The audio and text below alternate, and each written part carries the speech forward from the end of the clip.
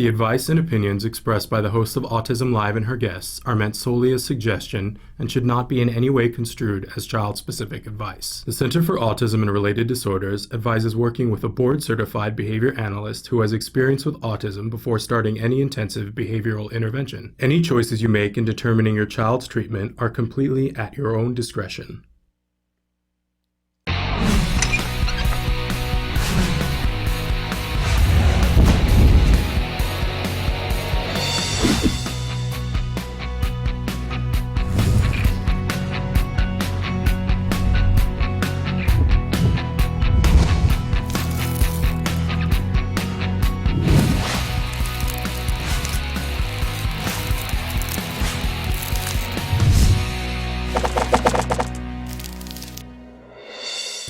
Good morning and welcome to Autism Live. I am Shannon Penrod and we are webcasting to you live from the Center for Autism and Related Disorders headquarters in Tarzana, California. I'm so happy to be here today. Can I just say that? I know I say that from time to time, and I want you to know that I really, really, really mean it. I'm really happy to be here today because we're going to be live for the next 2 hours talking about topics having to do with autism and how you and I can be more efficient, more effective, helping a child on the autism spectrum. It's a subject that's very near and dear to my heart because I have a young man in my life.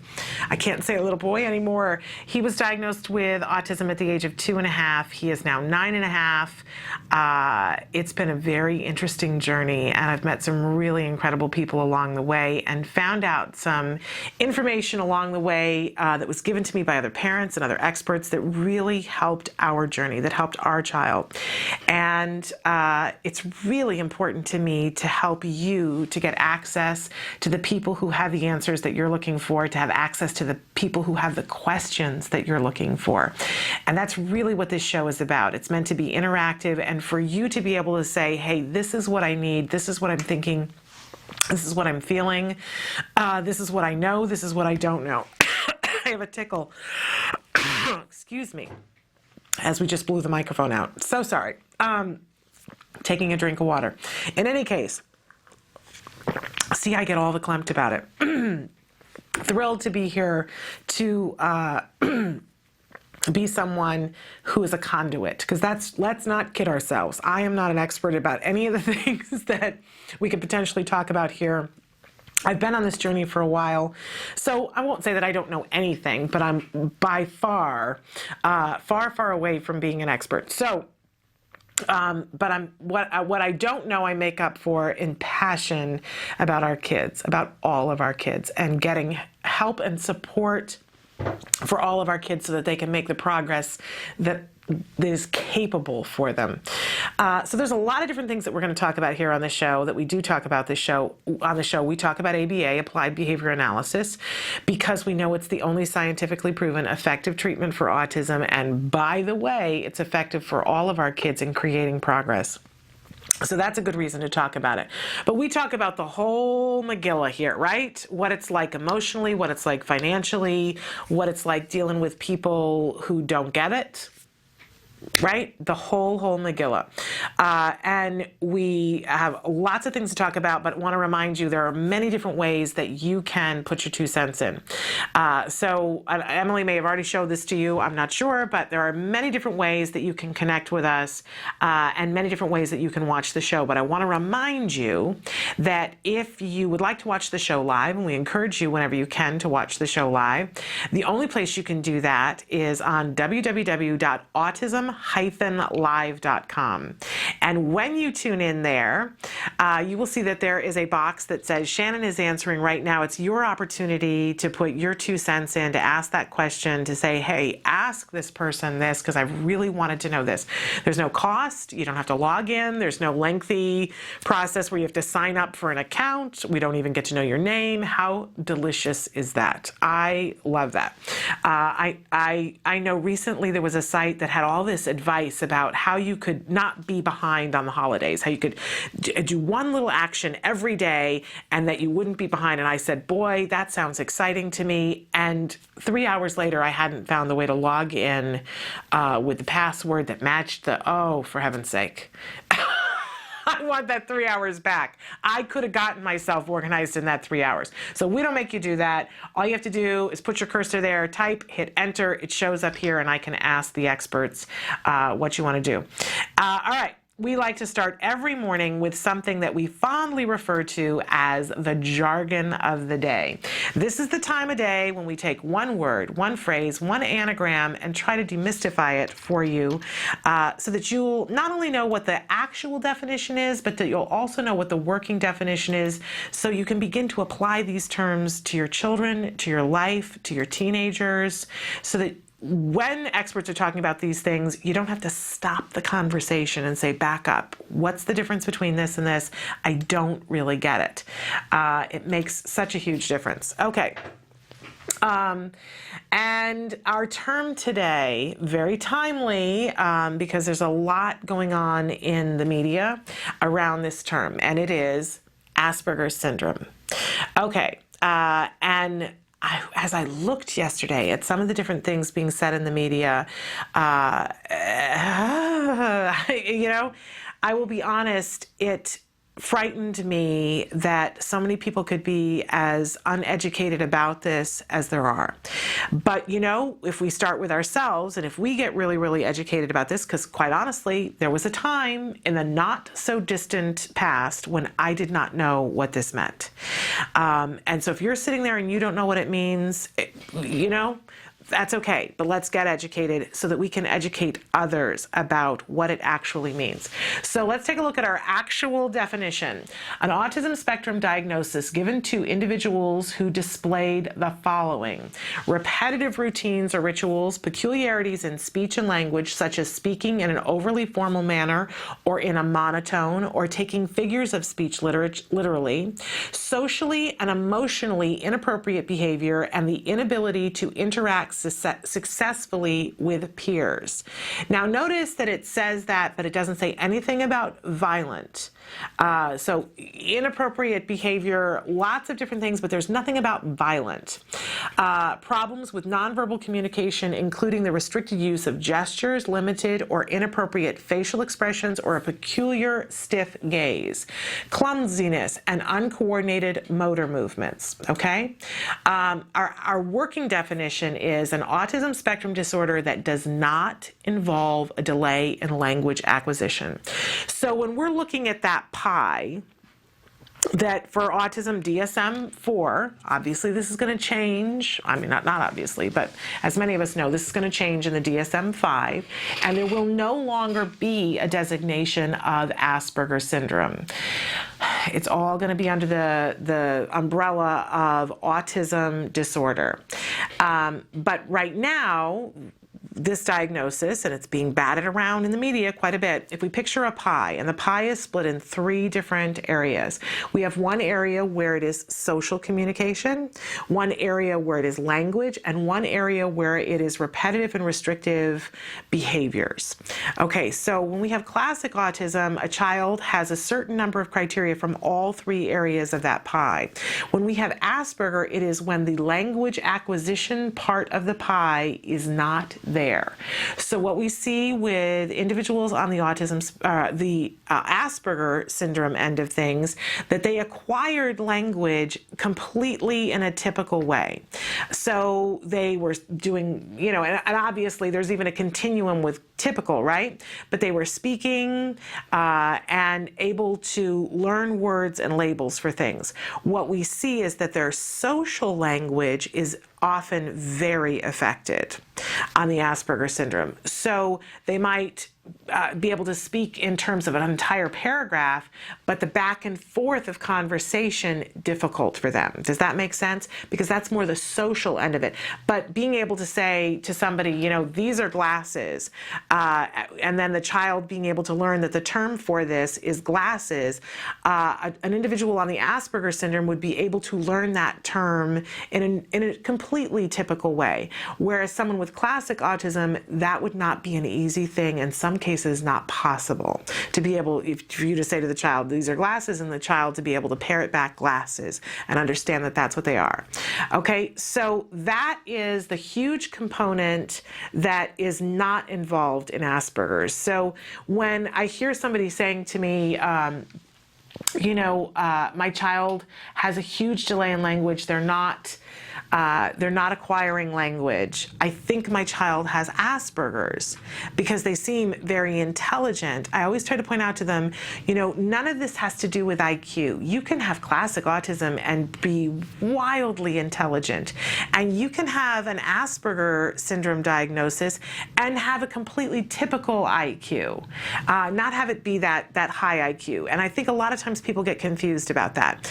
But a child who is not developing language typically is not going to be eligible for an Asperger diagnosis. It may be that they have autism, it may be that they have PDD-NOS, it may be that they just have a language deficit, right? I'm not somebody who diagnoses, but the one thing we know for sure is that language acquisition component is not there for it to be true Asperger's.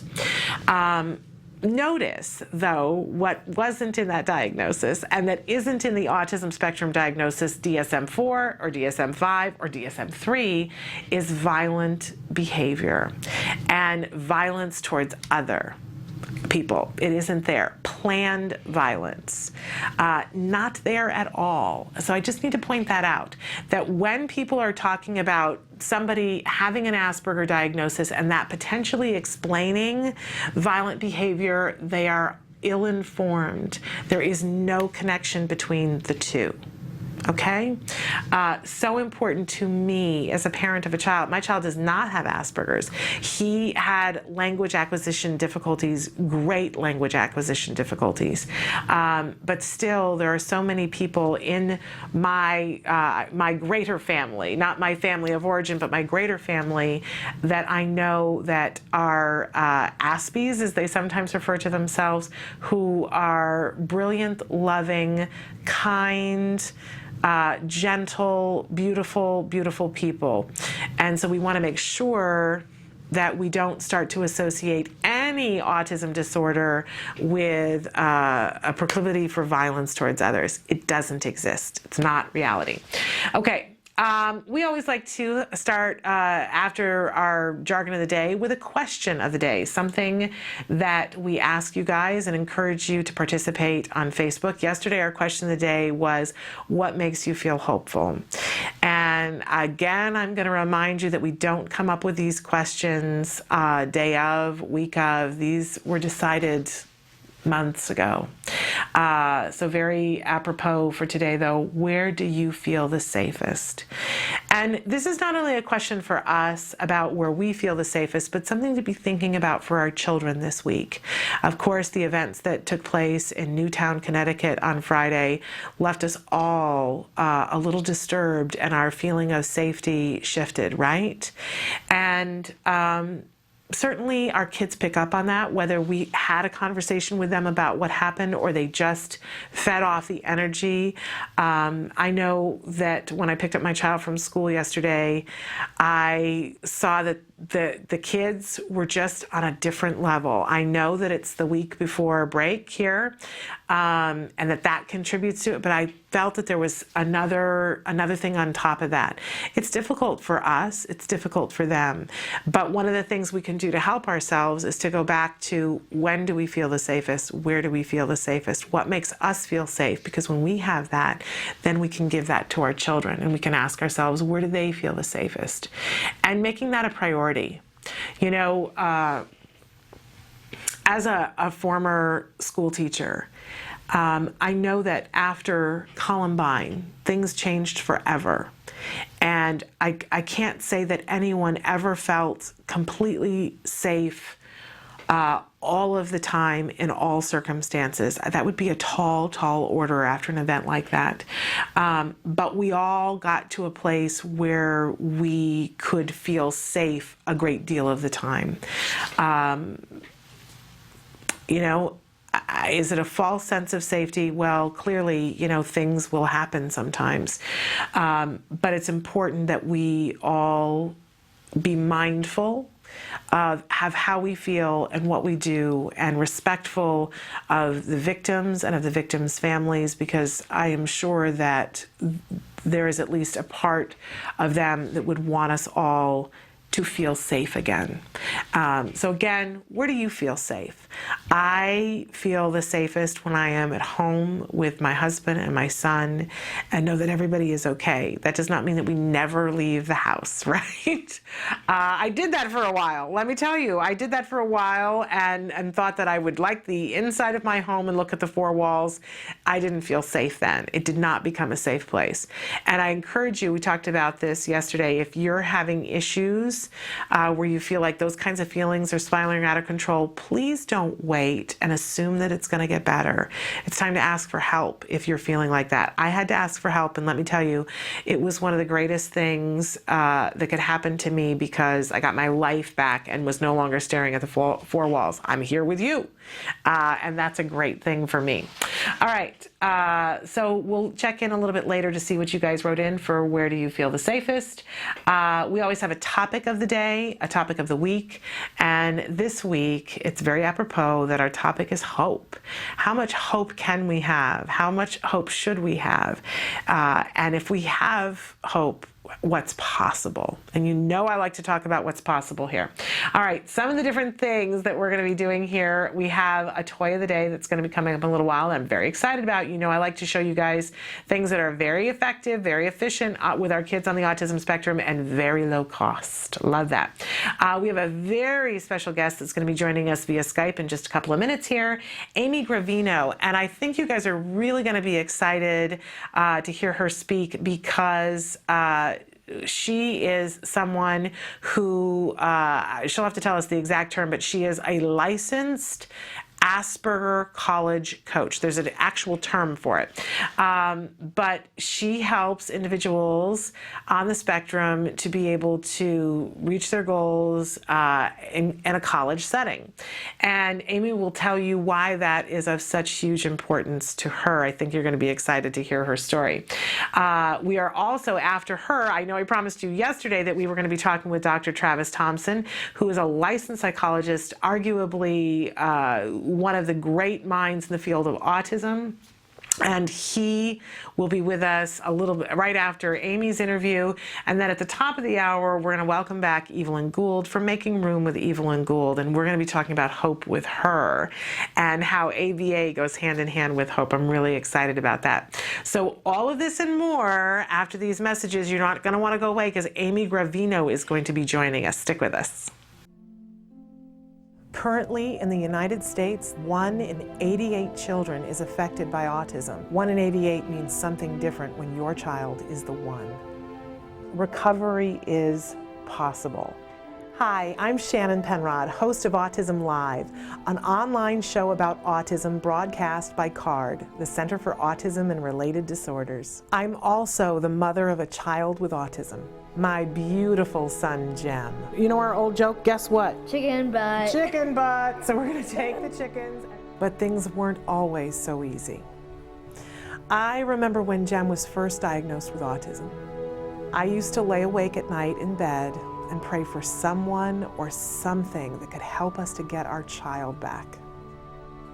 My prayers were answered by Dr. Doreen Granpichet and the Center for Autism and Related Disorders. CARD treats autism and other related disorders using the principles of ABA, Applied Behavior Analysis, which is the only scientifically proven effective treatment for autism. It is also recommended by the American Academy of Pediatrics and the U.S. Surgeon General.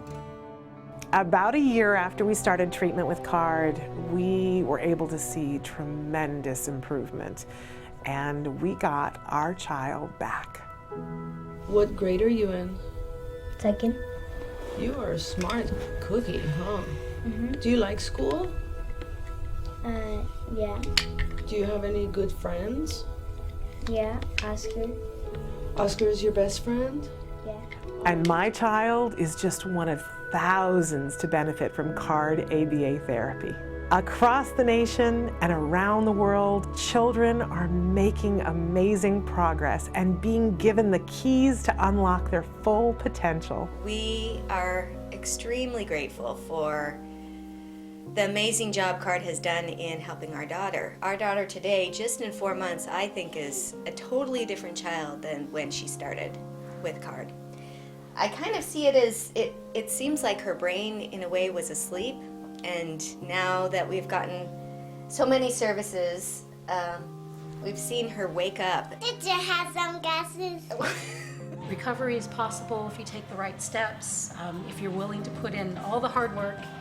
And 7.5 years, yeah, it's a lot of work. It's worth every little bit, and CARD's been there with us every step of the way. I have 2 children with autism. I can't imagine a day without CARD or the therapists. They've been so instrumental in helping us with our kids and shaping their lives and helping us help them. Thank you, Christina Big Alex. Thank you, Jackie and Mariana. We've tried other things before ABA, but the most beneficial thing has been ABA services, and I'd be the first person to tell any newly diagnosed family that you have to contact an ABA provider, and if you're lucky enough to have CARD, you're very blessed. Recovery from autism is absolutely a possibility. We've been recovering children for over 20 years. It's just a matter of identifying the child's medical needs, understanding the child's sensory issues, and then teaching the child all of the skills they need in order to function normally. We know there's hope for autism. Autism is treatable, and recovery from autism is possible.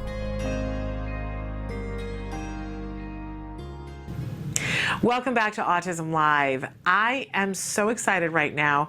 We have a very special guest who's joining us via Skype. Amy Grevino is with us, and she is a college coach. Now, I'm going to have her explain exactly what the term is. Amy, are you with us? I am. I'm here. Thank you for having me, Shannon. I really appreciate it. I'm so thrilled that you're here with us today. Tell us what the actual term is, because you're a certified. What is it? Well, I'm probably certifiable in several different ways, but we all are. We all are. Love it when people have a sense of humor. So, but what is the term so that parents who are watching, who are getting ready to send their young people off to college, know what to look for? Well, I call myself a college coach for students with high-functioning autism and Asperger syndrome. It means that I provide not only academic assistance, but also life skill support to students on the spectrum who are looking to enroll in college, typically 4-year college, but also students who are going to 2-year schools or community colleges. My job is to make myself obsolete, to essentially give them the skills that they need to function on a college campus, and then that they won't need me anymore eventually. That's the goal. Well, I have to say I love that. You're trying to work yourself out of a job. That's a wonderful thing. And tell us, Amy, do you just work locally, or do you also work with students long distance? How does this work? Well, I started my business about a year ago when I was still in graduate school. I was getting my master's degree in ABA, and I have an office in Fairfield, New Jersey. That's where I'm physically based. But I have been entertaining the idea of working with students long distance. With any client, whether they would be locally based or long distance, I would have to do an initial assessment to first determine that I'm the right person to be helping them, because the last thing I want to do is waste their time and waste my time if I'm not the right person to give them the help that they need. So an initial assessment would come first, and whether that would be in person or perhaps over Skype, it would be determined. And then after that, then we would begin to develop a plan. Okay. And what kinds of things with your clients have you been able to work on that have been really helpful to them? Well, I'm going to be very honest with you, Shannon. I haven't really had many clients thus far because I'm new at this. I've never run my own business before, obviously, and it's been a little challenging to find people because people want someone who has experience, but I can't get experience if I don't have clients, and so it's just kind of catch-22. Well, I love the fact that you're here and that we can let people know about you, because there are people who are looking for you. And so let's talk a little bit in terms of what kinds of services are on your list of things that you think would be beneficial to a student about to be going to college.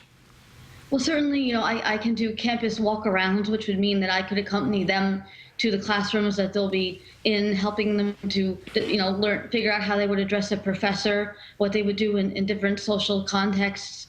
Because it's not just about sitting in the office and going through a list of things. It's really about going into the natural environment and saying, okay, this is what you might encounter here and how will you handle it?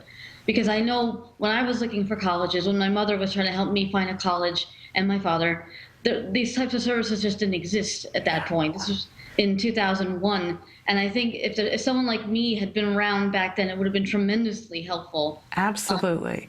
Absolutely. Let's go back a little bit to the fact that you have an area of expertise in this particular subject that is unique. And we had an opportunity to talk right before we went on the air. In your bio, you list that you were given an Asperger syndrome diagnosis when you were a young child. How old were you when you were diagnosed?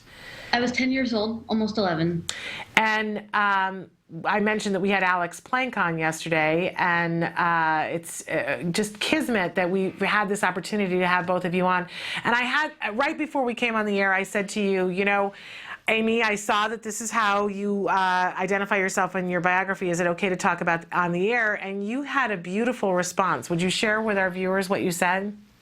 Absolutely. Well, I said that in the wake of the Newtown, Connecticut shootings, there's this climate of fear that started to acclimate because the shooter supposedly had Asperger syndrome. And I know that I have felt that fear myself. But if I am to be the person that I say that I am, which is a self-advocate, a consultant, a public speaker, someone who advocates for people with Asperger syndrome, then I have to be able to say that I have Asperger syndrome. I have to push past that fear and put myself out there, because I am the one who's going to fight for people who can't fight for themselves. So I am proud to say that I have Asperger syndrome. Which is wonderful. And I love, you said, you know, we can't go backward at this point.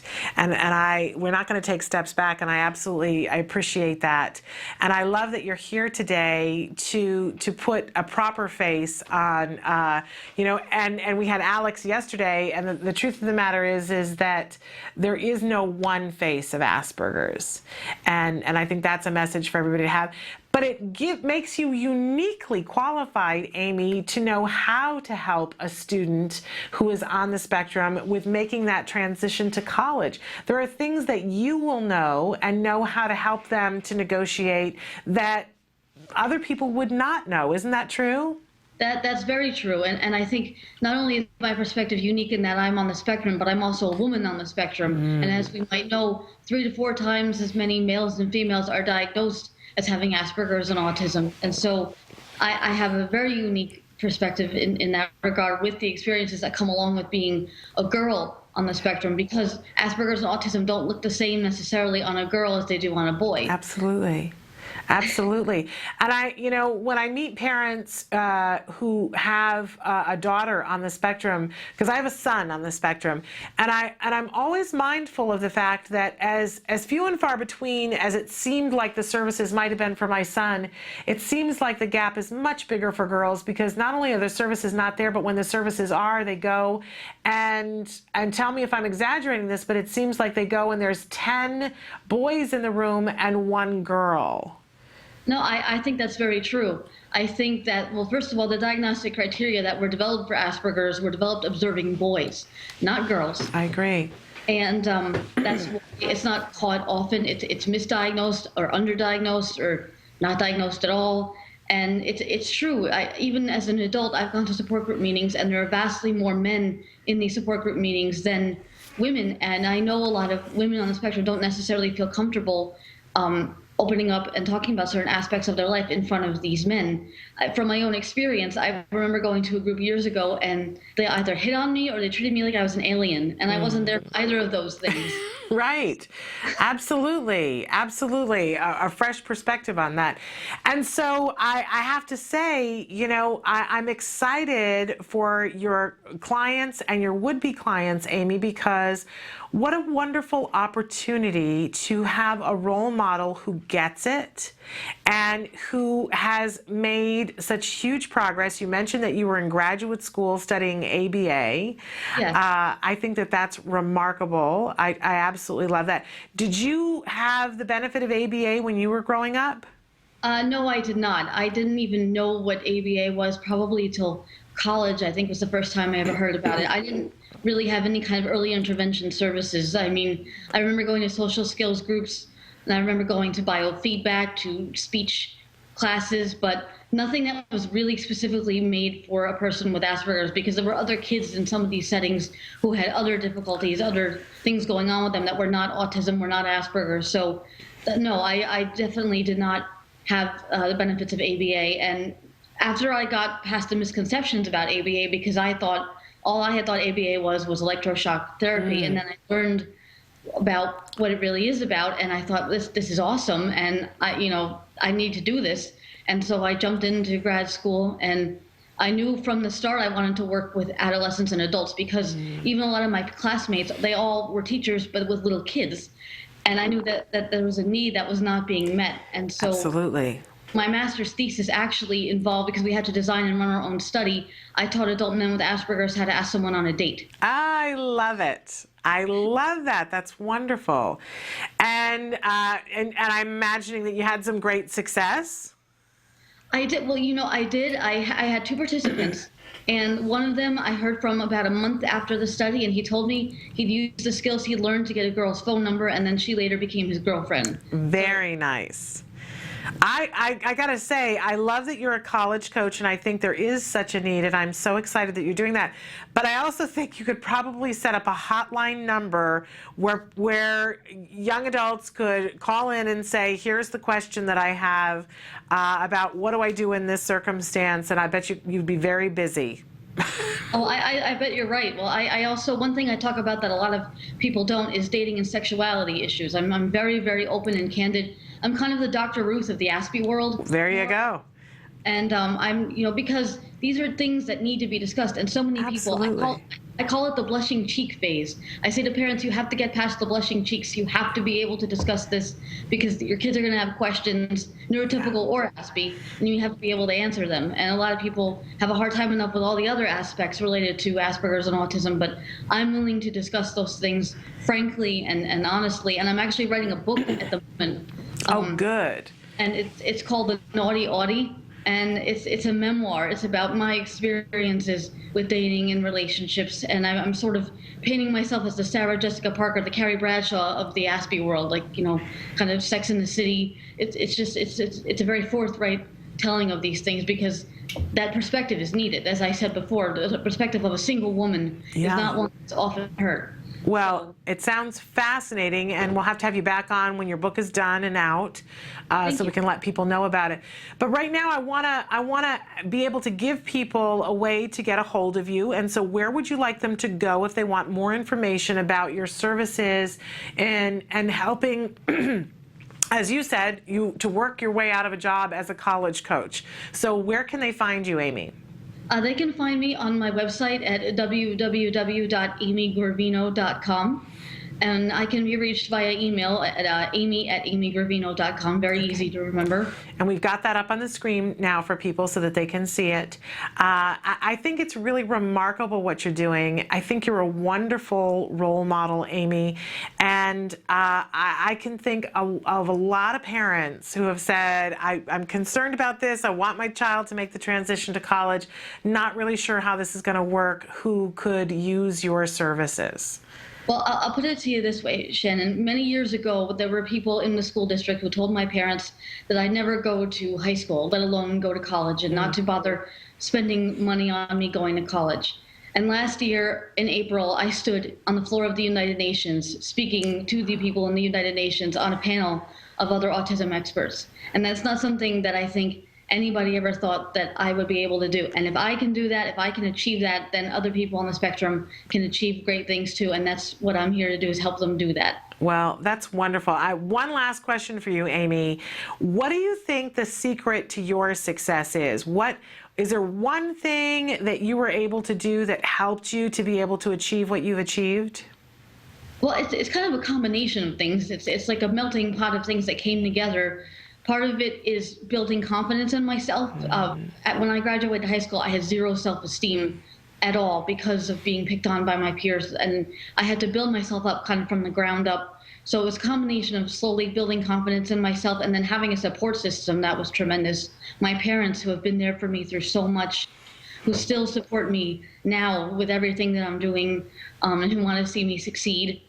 And I would say it was also just dumb luck in a lot. And I people don't like to say that, but you know what? Luck counts for something. I mean, I've really been very fortunate with the opportunities that have come my way. I've had so many amazing doors open to me. Well, I'm somebody who does believe in luck, but I also believe, I have a friend who has a pillow that on it says, the harder I worked, the luckier I got. So Yes. I think there was a lot of hard work in there too, Amy. Yes, definitely. A tremendous amount of hard work. The hard work at the beginning was just to survive, just to be alive, because I was suicidal for many years. And so the hard work was just to keep myself tethered to this planet.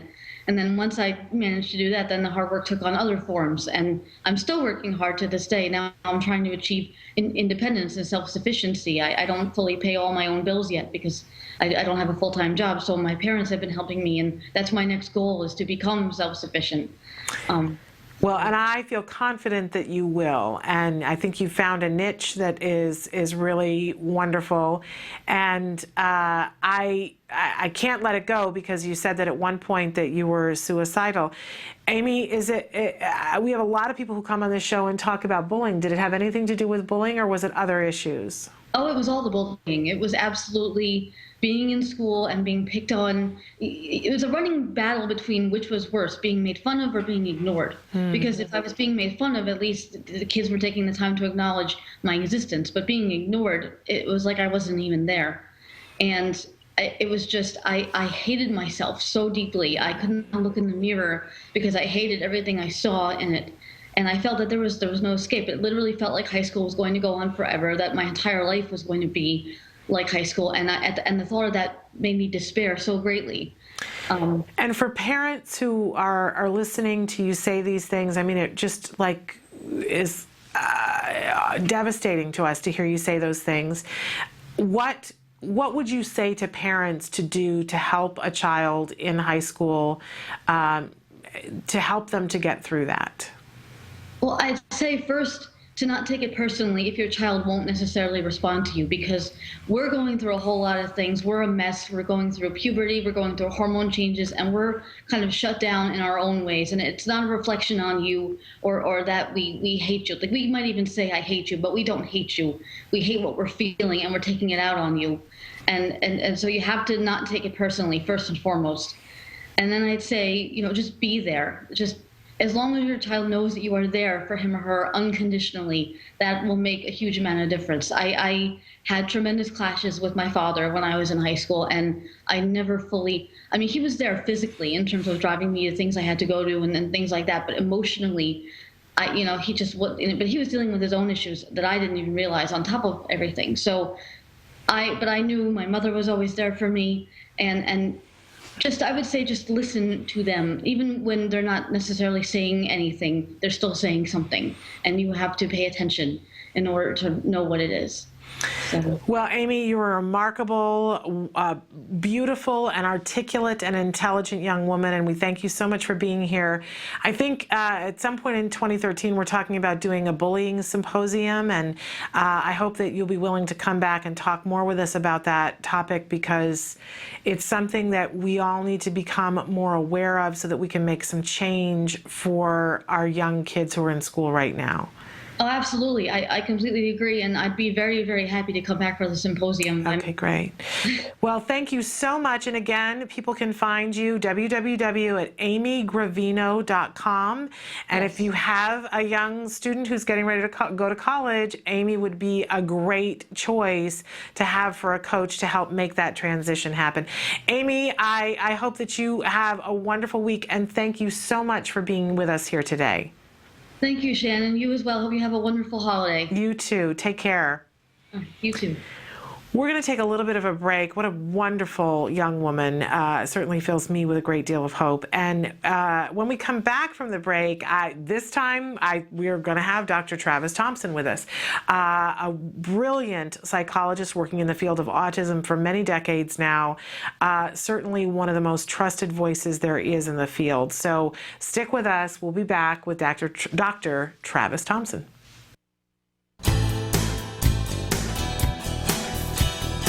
Hi, I'm Shannon Penrod. And I'm Nancy Allspaw-Jackson. And today we are at the Porter Ranch, California Toys R Us. And in our Let's Have Some Fun segment, we are going to go check out Christmas toys for kids on the spectrum. Awesome. Let's go shopping.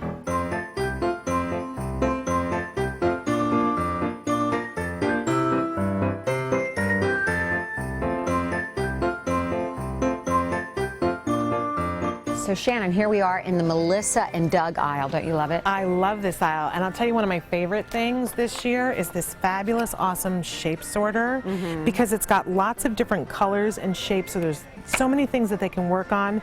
With this, they can work on counting, sorting, fine motor, languaging things. They can stack them together. It's an awesome toy, especially for kids who are just starting out with therapy. It's great, and these toys are so safe. These are like old-fashioned toys. That's what I love about them. They're wood and, you know, not lead, and they don't have all these little parts, so they're safe, they're educational, they're great. And you can use them forever and hand them down to the next generation because they're so awesome. Yes, you can. Now, this was a lifesaver in my house, these no-spill paint cups. Ooh. Yeah, those are cool too. Lots of cool things from Melissa and Doug. Have you also seen they have great baking stuff too? Different things, food stuff that you can do, even a cutting thing that you can do. And things you can dress up, which are really great for, you know, learning options and choices, uniforms, and they're all wood figures. Most all of Melissa and Doug's toys are wood. And it's money well spent. Yes, it is, because you can keep these forever. Absolutely. My little boy Wyatt has a Thomas obsession, and he just turned 10, and it has not abated. How fun. So tell me, because I don't know as much about the Thomas trains. What's so awesome about these? The reason children with autism love Thomas is because the facial expressions, which you'll see here, are so pronounced they can understand them, right? And then there's so many different characters. And of course, like any true great toy maker, they come out with a whole new range of characters. Like, I've never heard of Victor. This is the talking Victor. And then they have, of course, all the train sets. So it literally can last a lifetime. I mean, I think we have a small fortune in Thomas toys at home. I love it. So we're in the Imaginarium aisle. This is another fabulous place to look if you're looking for really good quality, inexpensive toys that are going to be beneficial. Yes, I love Imaginarium toys. This is a great sensory one. This is the Jumbo 22-inch sensory ball. And I know my little boy loves balls and bouncing them, and this one is all, you know, squeaky, and it comes with the pump and everything. So. Absolutely fabulous. And there's such a wide range of things. If you're looking for a shape sorter in a cube, this is a wonderful thing to do. But all kinds of toys where they can do sociodramatic play, they can do all kinds of pretend play. Yeah, they can even do a take-along shaving kit, be like Dad, right? I love and a blow dryer there. That's awesome. Fun toys here that require creativity and a lot of fine motor. Yes. So I love different games to be able to play with my child. And if there's something that can help with therapy, I think that's really cool. Have you played this one before, Guess Who? Guess Who. Doesn't everybody know Guess Who? Yeah, and now they have a Disney Guess Who and some other versions, right? SpongeBob. Oh, I didn't know that. Maybe I can get SpongeBob Guess Who. What's this one, Shannon? This is fabulous. In fact, I want to show you this one. It's headbands. It's one of the hot new games. It's really great for kids on the spectrum because it's creative, it gets them visually excited, and it gets them using their brains and asking questions, the right kinds of questions. Fun. I can't wait till we get to wear the headbands. Yes, we do. We're gonna fashion demo that. All right. So Nancy and I want to show you a couple different toys and demo them for you because they're really fun. This is a marble run, as I'm breaking it apart. But what's cool about this is you can take it apart, put it together in any different way. They come in different colors. It's a great color for girls. It is a great color. And this is a great cause and effect. So go ahead, push the thing. There we go. And it's going to be a surprise about where it's going to travel, where it'll come out. What's great about this, these are those task completion toys we talk about all the time, that it has a beginning, a middle, and an end. And not too difficult to put together. No, not too, and it can go together any different way. But what's great is if you're working on an activity or a lesson, and this is what is really rewarding to the child, you can say, okay, you won your marble, they can put it down, and then it has an end, so you can say, let's go back to learning again. What is this one? That is a Perplexus. It's like a really cool maze game that comes in a lot of different varieties. This is the challenge one, but they also have the rookie and the regular one, and the child gets the ball on the track and tries to get it to come out, to get it in the final cup, and if they win, it's really pretty remarkable. This is a pretty intense challenging game. It is, and so it's going to be for our kids that are a little bit older. Okay. It's going to help with attention and visual. It's actually a gross motor thing because they're manipulating it. It requires balance. Right. Really And fun. here's the rookie one, which is smaller and easier. Now, if we go down a little bit more, then I'm going to take you to the fazoodles. Have you ever played with a fazoodle? Fazoodles? No. This is but I love on them. my son's list, and I actually haven't had an opportunity to do them. Okay. But it's kind of like the idea of sort of a Mr. Potato Head or Play-Doh, but not as messy. Oh, mothers, don't we love that? We do love that. Yeah. So you can take these things, they're totally reusable, and you can bend them into different shapes. Okay. And you can pick feet. It comes with a bunch of different accessories, sort of like a Mr. Potato Head. Fun. So you give it feet, you can create arms for it. See if you can stick some eyes onto one there. Fun this is. Yeah, they can make all these crazy characters. Isn't that fun? It's creative and it is simple, but it lets the child develop their own characters, right? They can make a whole village of They it. could make a whole village, and it comes in lots of different sets with Right. different accessories so you can build onto it. It's also social, that if they play together with a friend and say, look what I'm creating. Oh, how charming.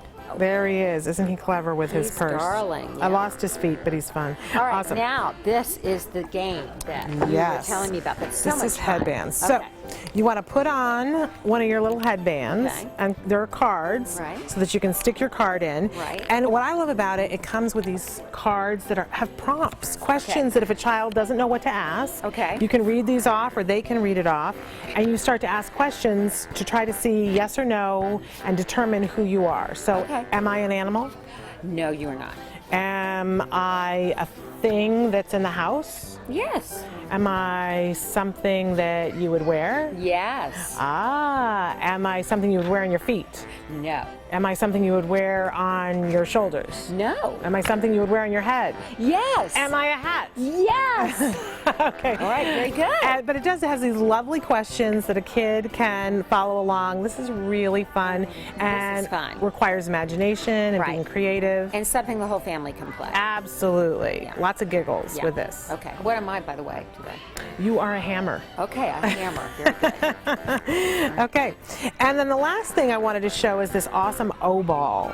And I don't know if you guys ever had an opportunity to use these, but for No. kids who are having difficulty catching, this gives them all these opportunities to grip, Yeah. because sometimes it'll catch on a finger. It's easier to catch than a regular ball. It doesn't not going to bounce out of their hands. Use this. This is a great tool. Again, inexpensive and a really wonderful thing for a stocking stuffer or something like that. Okay. Awesome. Loving you in the hat. Thank you so much for being with us today here at Toys R Us. We really want to thank Toys R Us for the awesome job that they did letting us come in. Yes, we've had so much fun playing with all these toys, and now we've got some cuddly critters. And the best news of all is that Toys R Us has agreed to donate all of the toys that we demoed for you here today to Toys for Tots. So yay! Very generous of them. So happy holidays. And happy shopping. Yes.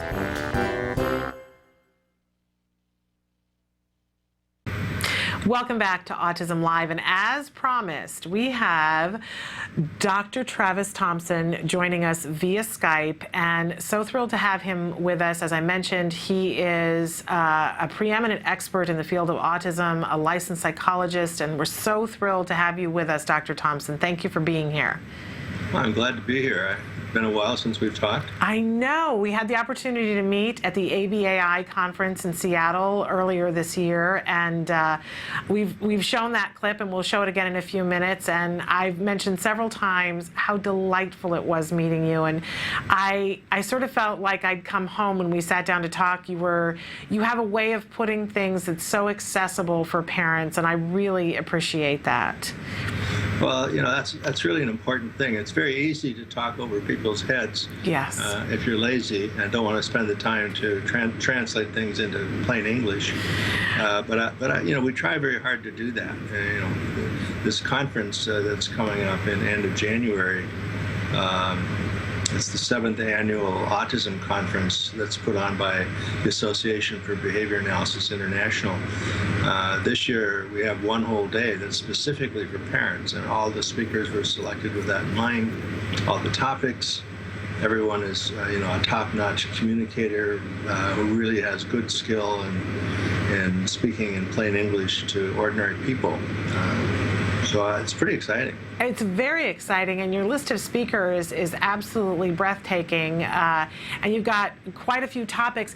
Explain to people, though, I know that I, as a parent, was completely unaware that I could attend these conferences. I had this thought, I was aware of them, but I thought that they were just for professionals.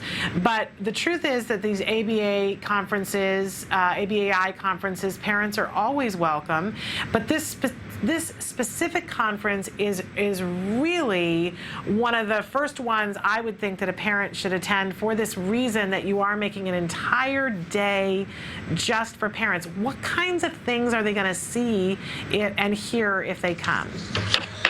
Well, actually, every year we do a survey of what people are interested in hearing about, and we classify them by the type of people. And among the topics that parents want to hear about, they're always pretty much the same topics. But this year we focused on how do you decide what kind of early intervention is the most appropriate for your child. So I'll be talking about that first in the morning. Great. Bridget Taylor will be discussing teaching independence skills to kids with autism. Independence is always a high priority. Yes. Kathleen Piazza from Nebraska, who's probably the foremost expert in the country on feeding disorders and autism, will be next. Then Mark Duran is going to talk about sleep problems. And finally, Peter Gerhardt, who is a spectacular speaker, is going to be talking about transition from high school to the adult world. I mean, we end the day actually with a panel discussion that was suggested by a parent that I worked with here in Minnesota, Cammie Kramer. She has 2 kids on the spectrum. Yeah. And Cammie wrote an essay one time, the title of which was "What Keeps You Awake at Night?" which I love. Yeah. And she was asking other parents, what keeps you awake at night worrying about, your kid's future? And every single parent responded the same, which was, what in the world is going to happen to him when he graduates from high school? Yeah. And so we put together this panel. We'll have a parent from the upper Northwest, Cammie from Minnesota, and then Wayne Fisher, who's from the University of Nebraska. He's the head of an autism center there. He works very closely with parents. And it'll be chaired by a member of the Autism Parent SIG, Special Interest Group. So that'll be really an exciting session. Absolutely. Now, the whole conference is 3 days, is that correct? 3 days. The first day, Friday the 25th, is intended mainly for providers, but anyone is welcome. I think that's one parents will actually love too. Yeah. Basically, that day is devoted to how do we promote collaboration between parents and the kids who work, the providers who work with your kids. So Margie Charlop from Claremont is going to discuss her approach. She calls it the easy breezy parent training approach, which I like. I like that. And then Mimi Heineman from Florida, she works at a children's hospital in Florida. She'll be talking about the approach that they have developed down there to work how to get a better working relationship between parents and their kids.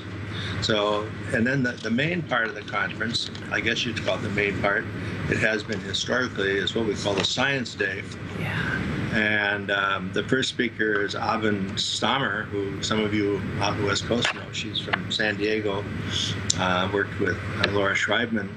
She'll be talking about collaboration in autism into the community. Then Glenn Murphy from Kent University in England will be discussing the criminal justice system and autism. She's one of the foremost authorities in the world, actually, about that. Well, and I'm going to talk with you more about that in just a minute. But so if a parent wants to come, they can attend all of these, or do they need to stay just on the parent track? Well, they can attend whatever they want to. If they decided they only want to go to the parent track that one day, the registration fee is $99. Okay. If they want to go to the whole conference, that's different, and it's complicated. The amount depends on how much you go to, okay. Whether you're a member or not a member. And so what you should really do, if they're really interested, is check with the ABA conference website. Okay. and they can see the breakdown of all the different prices by how much you attend and who you are. And is that where they also register for anything? Absolutely. Okay. And important that we note that tomorrow is the end of the early registration period. So if they want to get a great deal, I mean, that's an amazing day for $99. That's chock full of information and really hitting on all pistons about, going from very young child to transitioning to college. That's an amazing day that you've laid out for everyone. Yeah, it is, and we've tried to get a range of speakers. Jonathan Tarbox from CARD will be there, Sharon Reed from Caldwell College, and a novel discussion of dealing with what usually is not usually a behavioral thing, which is theory of mind. Yes. Which will be kind of interesting. Jonathan will be talking about that. And then, he was with us on Friday and shared a little bit about the fact that he was going to be talking about that. It's a very exciting topic to parents. Well, an amazing event, and we have to again mention that it starts on the 25th of January 2013, so just a short time period from now, a little over a month, and it goes through the 27th, and the location for this convention is Portland, Oregon, correct? Yeah, it's the Portland Marriott downtown waterfront in Portland. It's a very nice place. It's beautiful. I've actually been there, and so a beautiful place to have the conference and a wonderful place to visit. And again, they can register for early registration up through tomorrow, and they can do that at the ABAI website. Yeah, it's www.abaiinternational.org. Okay. If you log in there and click events, then the first one that'll come up will be this conference. Okay. And they will have an opportunity to meet you there along with all these phenomenal speakers that you've lined up. Yeah, this is my last year as chair of this conference, and I've done it for 3 years now, so I'd be delighted to meet people and have a chance to see what people think. Fabulous. Now I need to go back to, you were discussing that you have somebody that's going to be talking about the criminal justice system, and we're so thrilled to have you and your expertise on the show today, because as you know, that in light of the events that happened on Friday in Newtown, Connecticut, that there's been much discussion about the shooter having some form of autism diagnosis, and a lot of people have been saying perhaps Asperger's. And unfortunately, I think they're trying to clean it up now, but some of the media I thought misreported and made it sound as if some of these events happened because of that diagnosis. And as a licensed psychologist, what can you tell us that we can take back to the world about this event and this young person's diagnosis? Well, first of all, we don't know what his diagnosis is. That's what somebody said that. I think it was a relative who said that, if I recall. So the second thing is, just because someone has a diagnosis doesn't mean that's what caused it. I mean, if I said, I have migraine headaches and that caused me to kill, 26 people, people would think that's kind of crazy. Yeah. But it's kind of an odd thing. I'm also very, very worried, actually, that I hear a lot of psychologists and psychiatrists being interviewed saying, well, if we just had better mental health services, we wouldn't have these kind of problems. Well, let me just point out that we have 2.2 million people with schizophrenia in the United States. What kind of mental health service are you going to have to make sure that all 2.2 million people with schizophrenia are being properly cared for? Yeah. It turns out of all the cases of mass murders that have happened, there have been 62 of them since 1982. Of all those different cases, 10% have involved people with schizophrenia. 10%. Wow. And yet the news media people are making this out to be a mental health problem. Well, it might be, but let's not jump to conclusions. Yeah. Furthermore, in my experience, people with Asperger disorder tend to be shy, anxious people, and they are a little bit aloof. It is true that they are often bullied in school and taken advantage of. But I've known a lot of people with Asperger disorder, and I've never seen anything remotely like this. So I would just take a wait and see, perspective. The other thing to bear in mind is when a person has any ASD, they also have all the rest of their personality that they grew up with. They got some stuff from their parents. If their parents are interested in athletics, they're going to be more interested in athletics, and so on. So we tend to focus on the one thing we know about them, which is that they may have Asperger disorder, instead of all the different things we don't know about them, maybe which are more relevant. Absolutely. And we appreciate hearing that from you. I mean, I know there are a lot of parents that are saying those kinds of things, but we appreciate it from an expert such as yourself. And I just wanted to take a minute to talk about, when I interviewed you in Seattle, we had a lovely talk about your books, and then they turned the camera off, and then you and I had a beautiful conversation that really was life-changing for me. And you shared with me that you've been working in the field of autism now for several decades, and that it became really personal, that you had a moment where somebody in your family became clear to you that they were also on the spectrum. And I asked you, I said, what did that feel like for you? And I don't know if you remember this, but you said to me, well, it wasn't a tragedy. And you went on to talk about all the things that we can do for individuals on the autism spectrum, and that you don't encourage parents to feel like this is some huge tragedy if your child gets diagnosed. Do you remember that conversation? Oh yeah, my grandson Michael is almost 15 now, and he's in 10th grade. He goes to a regular school in New Jersey, and everything isn't wonderful, but he does very well. And a lot of people asked me when they heard about Michael's diagnosis, oh gee, that must be terrible. You must feel awful about that. And my reaction was, well, no, actually I don't. I mean, I expect Michael will do just fine. And he may be a little quirky, and he may have different interests than I do, but so what? A lot of people have different interests than I do. So, I don't see it that way. I mean, I just, admittedly, he has more challenges to deal with in his daily life than I do. But, he's learning all kinds of different mechanisms to cope with it. And, I think he's going to have a reasonable future. He's probably going to go to a different school within a year or two, one that prepares him more for the world of work. But, he's doing fine. Well, I love your perspective on things, and it's always been one of those things where we hear experts talk, and sometimes you wonder, okay, but if it were in your family, how would you feel? And it was a lovely moment for me to hear those words from you, and to realize, you're coming from a place where you know what's possible and how much hope there is. Our topic for this entire week is hope, and that was a moment that certainly gave me hope to hear that from you. So I thank you for that. I think that you are an amazing resource in this field for parents, and I want to encourage parents to go to this conference. I can't believe it's going to be your last one that you're going to chair, but I want to encourage parents to go and have the opportunity to hear you speak and to hear this lineup of people that you've put together for us. I appreciate the chance to be on. It's really great. Nice to hear from you again. Well, it's so great to have you. And you are welcome to come and join us whenever you would like, Dr. Thompson, because you are a treat. That's very kind. Well, I hope that you have lovely holidays, and that it doesn't get too cold where you are, or that you don't get too buried in snow.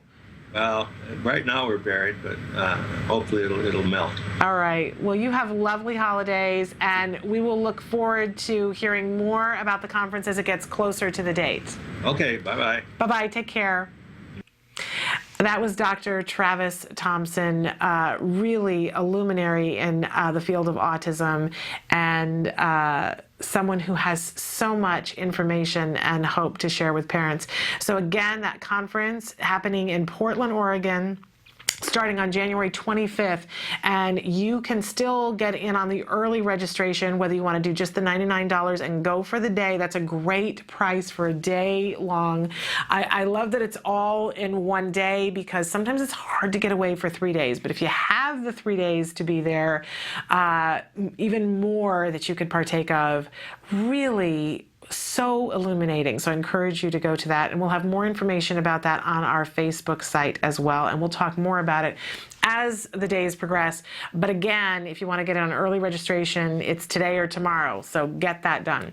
We are going to take a break to watch the A Word. When we come back, we will be joined by BCBA Board Certified Behavior Analyst Evelyn Gould. We're doing Making Room with Evelyn, so stick with us.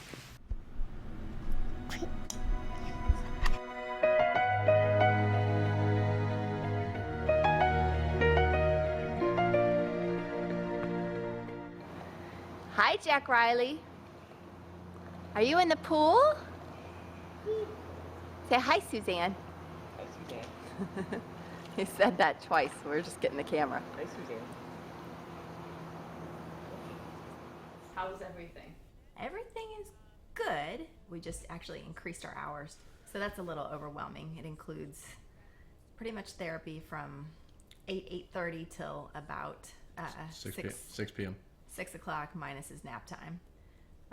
So that's challenging, but he's doing great. 6 months ago he had 0 words. Now I don't think I can count that high. He's got so many words.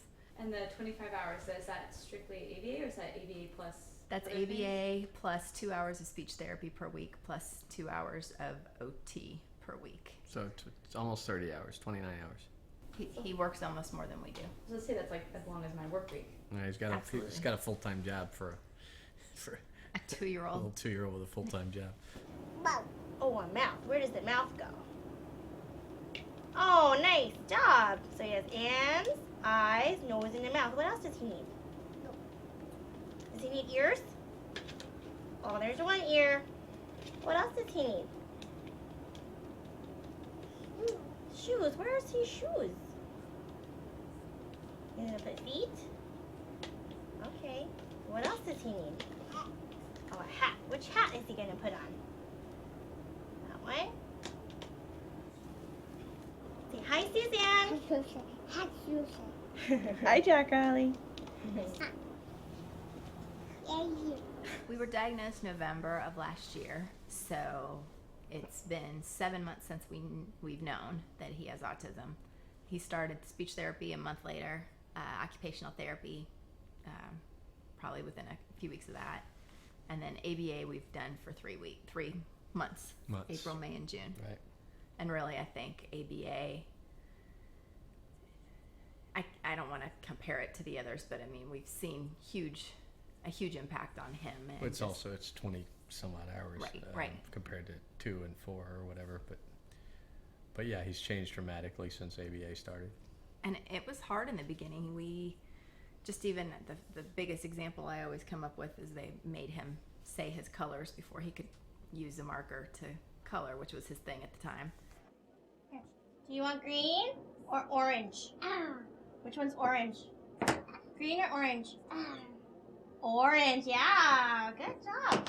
So what's like the differences between before you started therapy and to what the kind of kid he is now? I actually have not full days, but very large portions of partial days where I forget about autism and just think I have a 2-year-old. Specifically, he plays with us. He engages us. He's funny. He sort of makes jokes. I don't know how to explain that, but he does. Oh, you got it.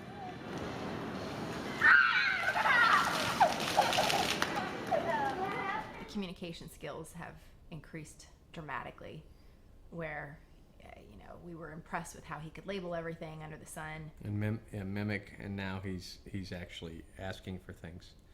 He's making requests. He wants help, and sometimes he'll say specifically, "Help open." That would have been unheard of a few months ago. Open. Hope. What?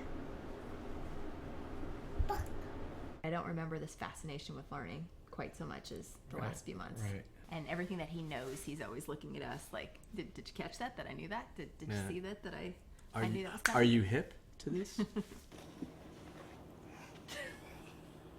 Well, now it's gone. He's got it. Look at you being Mr.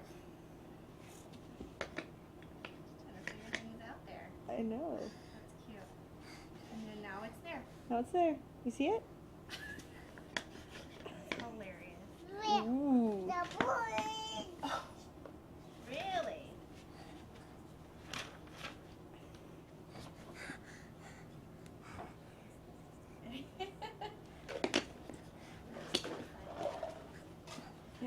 Yeah, how do you differentiate or like try to figure out like what is the autism, what is his personality, what is We don't understand at all, really, and I think really we won't understand fully unless we have a neurotypical child second. And I think as we go through stages, it'll, bells will be ringing left and right. We'll be like, oh, that's what it was. Yeah, actually, I still have trouble explaining it to friends or family when they ask, well, how do you know? I still have trouble explaining it. I know that we're right and that he's not misdiagnosed, but I still have trouble explaining it. We look at each other all the time and say, is that 2 or is that autism? And I don't know that we ever answer it. Probably our most common question to each other. Is that autism or is that 2-year-old? I don't know. And I have both is probably what we usually say. Yeah. It's a little of both. Yeah. Bobby. What? Baby. Bobby. Baby. Bobby. Mommy or baby? I don't know. Bobby. Mommy. Baby. Baba. Mommy. Baby. Baby. Baba. Baby. Baby. Baby. Baby. Baby. Is he a baby too? I'm not a baby. Baby. how does that affect everything now that you're pregnant, waiting for sister? Were you nervous when you first found out you guys were pregnant? Well, yeah, we thought about it. I thought I would be more nervous about it all, but as I told a woman within probably less than a week of getting Jack's diagnosis, because we were already thinking about having another baby at that time, and asked her very honestly, are we crazy? Is this just a bad time to bring in another? Is this not fair to our son? Do we need to focus on him? And she led me through a few questions, and the ultimate thing I said was, I'll take 5 more just like him. And I would, in a heartbeat. He's great. He's Maybe not 5. I'll take 5 more just like him. Okay. You're happy with just 2. I'm happy with 2. No, he's a happy kid. Hasn't made him any less of a treat to watch him grow up and to watch him learn. He still is doing all those things. He might be doing them on a different timetable, but we haven't missed out. But we don't on know the anything. timetable anyway, so we're good. We're golden. Ignorance is bliss. He's great. He's great, and now we feel like we're on the right track. I don't care what his timetable is. He's learning daily. But I think that's the impression, as a parent for sure. Before you experience autism, you think of it as sort of, that everything's different. Yeah. And it is, but in a way, it's not at all. They're still kids, and they're still fun, and I could still see him being like king of the prom. sure, He's a looker, good-looking guy. he's charmed all his therapists. And his cinematographer. and his mom and dad. We're going to the pool. We're going to the pool. We're gonna put our swimming suits on and we're going swimming. We're going to the pool. Yay! We're going to the pool. Are we there yet? Are we there yet? My excitement's getting stronger. We're going to the pool. We're going to the pool. Welcome back to Autism Live. I'm Shannon Penrod. We are webcasting to you live from the Center for Autism and Related Disorders, and I'm so thrilled because Evelyn Gould is here with us. We're calling this segment now Making Room with Evelyn Gould, which I love because you talk about making room a lot. And I had mentioned to you yesterday that our topic all this week is hope. And you said, boy, this is a topic that you could really get behind and be excited to talk about. And I was so thrilled with some of the things that you said. So why is hope something that you're thrilled to be able to talk with us about today? Well, what I'd said to you, Shannon, was that the whole reason that I ended up in the field of autism and working with families with autism and from a behaviour analyst point of view is because it just epitomizes hope to me. Yeah. And when I first worked in a clinic in America and saw this amazing behaviour analyst and his team of students working with all these different families, and it wasn't specifically for autism, it was for kids with many different issues, typical kids with physical disabilities, kids with other genetic disabilities, like all kinds of kids. And I was just really overwhelmed by the hope that those families had when they came in the door, because they were met with this view that no matter what supposedly was the problem, or no matter what the diagnosis was, that it didn't matter, that things could be better. Yeah. And your little infinity ribbons that you have, and you know, this, your slogan or whatever is that the possibilities are infinite, and I think that to me is what ABA means. Yeah. And what it, and as a clinician, like it just, I had previously had experience in other fields and felt very frustrated. Yeah. And felt very much like, and what? Yeah. And that's really great. So this person has this diagnosis, but what do we do about it? Like what? And what? And what does that mean? And felt kind of, I just, it wasn't enough for me. Yeah. So when I came across behavior analysis and these people that were working in Florida in a clinic, I just felt like this is it. This is the answer. This is the answer to that and what question. Yeah.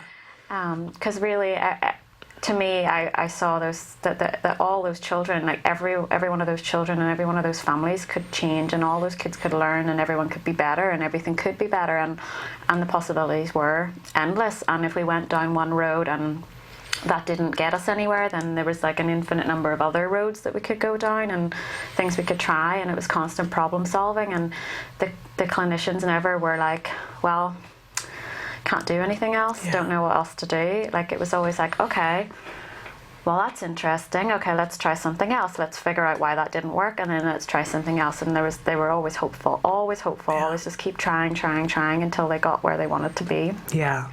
I have to say, and I'm getting choked up here, but one of the things that happened for us, I really look at our starting ABA as a huge mind shift as parents, because we had been in a space where our child wasn't diagnosed, but we were seeing things just cave in.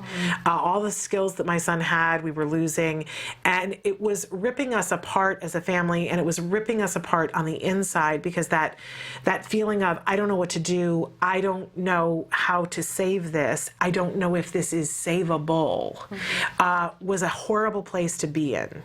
Then we got to the point where we got a diagnosis, and I remember in that first moment I felt hopeful that there was going to be something, now that we had a name for it, there was going to be something we could do. And then I sort of fell off the Google cliff, and keep in mind, this was 7 years ago, and excuse me, fell off a cliff and thought, okay, I don't really, as I first looked, I didn't know what to do. It took me about 6 months after the diagnosis before we were able to start ABA, and in that 6 months, I had to learn a lot about ABA. But once we started ABA, I really, and I hadn't had that long of feeling hopeless, but there was this mind shift of needing to realize, and in that 6 months, I felt like, okay, well, this behavior, that behavior, this thing, oh, well, that's just autism, get used to it. This is my new normal, this is how it's gonna be. That suck it up thing that I'm always talking about that you don't encourage, which I love. But so as we got into ABA and we began to see how it was, the passion with which you guys worked with our son, and your ability to look and problem solve and say, if this didn't work, then we're going to try this. You didn't give up on him and you didn't give up on us. It changed our modus operandi. And I after a couple of years, I said to somebody, I hadn't at that point figured out how to apply how we looked at autism and ABA to the rest of our lives. You know what I mean? Yeah. Because there were other things that would happen and I'd go, well, you know, there's nothing we can do about that. And I said, if I could apply how we attacked autism and all that we learned through ABA to other things, my goodness, I would be a much happier person and the world would be a different place and I would be capable of many more things.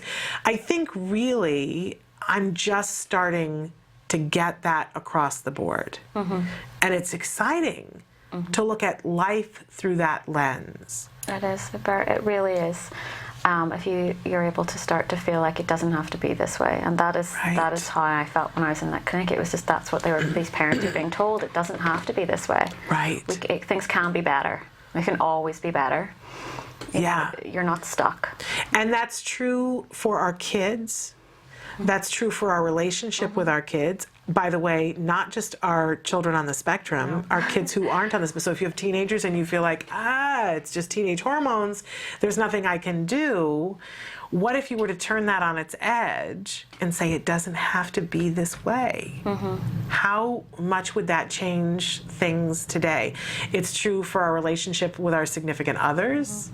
It's true for our relationships with people that we work with. It doesn't have to be this way. It's like trying on a different pair of clothes for a second. Trying on that mindset. What would our lives be like if we could say about all the things that are kicking our can right now, it doesn't have to be this way? Yeah, I mean, I think one of the things about behavior analysts is that they're acknowledging that there's stuff going on inside a person that can contribute to how well they learn or the behaviors that they kind of engage in. So we know that there are genetic things going on, and there are biological things going on, and there are hormones, and there are like all sorts of things, there are thoughts and feelings and all these things that are happening inside. We acknowledge that, but we know it's pretty difficult to work with those things. Right. You can get a doctor to help with the physical stuff. You can get there are some things that we can do, but as a behavior analyst, we can't. It's very difficult for us to work directly with all the stuff that's going on inside. So we really focus on what we can change, and we can change anything going on in the outside of a person, and that means their behaviors that they're outwardly engaging in and their environment. And so there's a lot to work with. Because that's really when we are talking about autism or something like that, autism, what we're really talking about is outward behavior. Right. Because that's how even you get a diagnosis of autism. Is not there isn't a genetic test as yet. There isn't a biological marker as such. We have to go by how a person behaves and the skills that they don't have and the behaviors that are excessive and those types of things in order to get the diagnosis. And that's what we work with as behavior analysts. Yeah, but it's fascinating, all the things, because I think then, that's just very small things. But then as you guys start to tick off all the different things that manifest themselves in behavior, that really, there's the phrase that you guys have about stuff that's on the inside, which is the thinking component, that there's a way of looking that as behavior too. Absolutely. We would consider everything behavior. So anything that you're doing is a behavior, and that includes like having thoughts and feelings and physical sensations in your body. That all could be considered behavior. Yeah. And so if we think about everything as being behavior, that means that it's being controlled as such by your antecedents. So there's a trigger for it, and then there's going to be something that happens afterwards that makes you continue to engage in that particular behavior, which means it's workable with. Right. And that means that it can be changed. You can't change a gene because it's there and it's not changeable, but anything that's considered behavior would be changeable or workable with in some way. It's a very hopeful way of looking at the world. And I see that from you guys all the time, that there will be times when I will see a child and I go, oh my goodness, that my mother's heart beats a little faster, because if it's a child who has sometimes multiple diagnoses or, they're very profoundly affected. It's just that thing that, you react as a parent and, and you guys, I think from all your experience, I'm sure at some point there was that feeling of, okay, I don't know, but you guys know that there are things that you can do to create progress. You know it internally. I mean, I think one helpful thing about diagnosis is that it can help you think, okay, so this means that possibly I'll need to approach the problem or the behavior in a certain way. Like, what does a diagnosis of autism tell me as a clinician? It tells me, okay, well, I'm probably going to be dealing with a certain set of problems, like maybe difficulty in being flexible or struggling to pick up certain concepts, or particularly abstract concepts. So like just certain things, it tells me gives me like an overview of how I might need to approach working with that child. And that's possibilities in itself, because it kind of like bypasses me straight to like, okay, I know that I have this set of tools that I'm probably going to find useful from what I know of autism and the types of things it might throw at me. Does that make sense? So that, and you know, because you guys always talk about how there's no cookie cutter approach, but there's a wide range of expectations that you're not surprised by. Right. Great. Right. So whereas if I had a child who had something like Duchenne's or something like that, that's a more of a biological, physical diagnosis, then I'm going to approach that slightly differently, because I'm going to know, okay, I'm going to be restricted by certain things. Right. But that doesn't mean that it's not workable with, or that things can't be better. It just means that I'm aware that of the restrictions that I need to factor in, you know? Right. So it truly is that acceptance of what is, with an understanding that that isn't everything. Yeah, it isn't everything. And that's what we talk about all the time with you, about making room for that thought, that this is what is, but there's so much more than just that.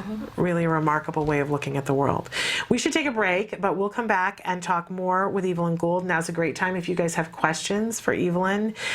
We can talk about hope and so many other things. So if there's something pressing going on with you during this holiday season that you'd like some input on, now's a great time to be asking. We're going to take a break and be back after these messages. Stick with us.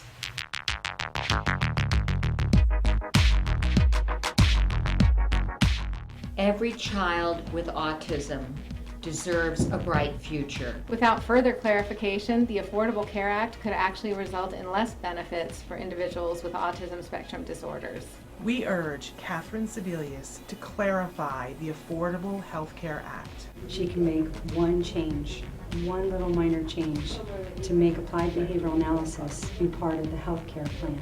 By signing this petition, you are protecting the healthcare benefits of individuals with autism spectrum disorders. We need to make sure that we are heard and seen. Sign the petition at autism-live.com. Here's how you can show your infinite support.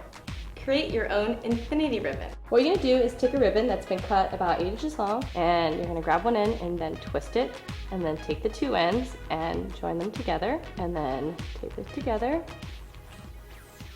And then I'm gonna flip it around and take another piece of tape. And what I have is double-sided sticky tape. Squeeze down. You have your very own infinity ribbon. With ABA, The possibilities are infinite. With ABA, the possibilities are infinite. With ABA, the possibilities are infinite. With ABA, The possibilities are infinite.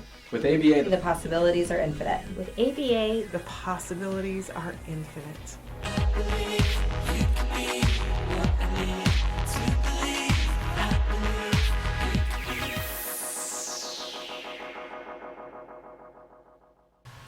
Welcome back to Autism Live. Our very special guest right now is BCBA Board Certified Behavior Analyst Evelyn Gould. We call this segment now Making Room with Evelyn, because we want to make room. I love it because we talk about this a lot with you, and you help us to, one of the things that I always say about you is that you help us to accept what is. And that's such a wonderful thing, because so often people will make comments and say, well, you know, you just have to deal with it, and you're just going to have to settle down to this idea. You just, that thing I say, suck it up, right? And you have a different look on it, which is great. There's a difference between, I think, accepting and tolerating, and I think what people are saying when they're saying suck it up, it's like tolerate it, which is a different thing. That's like you're still struggling with it. You're just pretending to the world that you're not feeling it or something. You know, tolerating is still painful and really difficult. It doesn't feel good at all, and acceptance is more is about making room, and it's not struggling with it, and it doesn't feel, I don't know, there's something, you're not having to struggle and tolerate it, because you just let it be there. And then you can, if you're able to kind of make room for it, then you're able to free yourself up to kind of move forward from it, because you're not like struggling with it. I don't know if that makes sense. It just feels different when you're able to do it. It really feels different. It's that thing of being able to take a breath. And I think, you know, so often when something happens, we feel paralyzed by it or squished by it, or, you know, and not being able to move forward, being stuck there and not being able to take a deep breath. And there's nothing like being able to take a deep breath and understanding that you're okay. That doesn't mean that everything is perfect.